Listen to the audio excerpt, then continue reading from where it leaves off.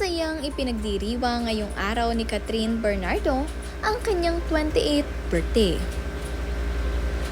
Bago ang lahat, huwag niyong kalimutang mag-subscribe at pindutin ang notification bell para maging updated sa ating mga susunod na videos.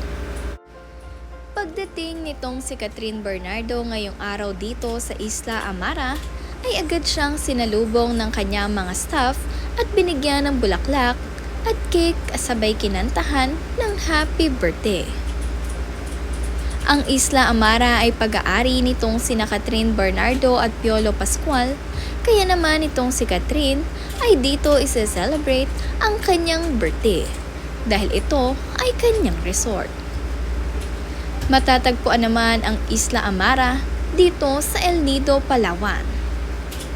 Makikita nyo nga rin sa ilang mga bisita nitong si Catherine Bernardo ay nandirito at spotted sina Alden Richard, Dominic Roque, Malso Campo, Alora Sasam, Kakay Bautista at iba pa nilang mga malalapit na kaibigan. Matapos nga silang kumain ng lunch dito sa resort, ay agad naman na nagtungo ang mga ito dito sa boat. Dahil sila naman ay manonood ng sunset. At tuloy-tuloy pa rin nga rito ang kasiyahan para sa kanyang birthday celebration. Marami nga rin ang mga kaibigan ni Catherine ang pumunta rito upang makisaya sa kanyang 28th birthday. Kaya naman ang ating birthday girl ay napakasaya ngayong araw. Makikita nyo ngang enjoy na enjoy itong si Catherine at napakasaya.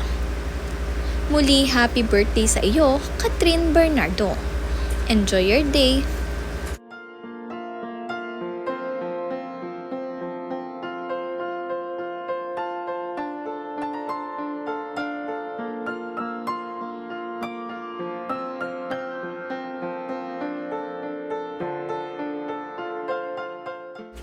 Makikita nyo nga rin dito sa video sina Jericho Rosales, Rod B. Domingo at ang kanyang asawa at itong si Miles Ocampo.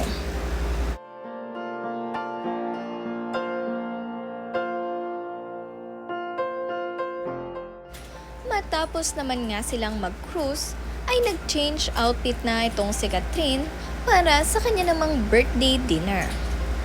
Ito naman nga ang kanyang outfit at kasama niya nga rito si John Phil.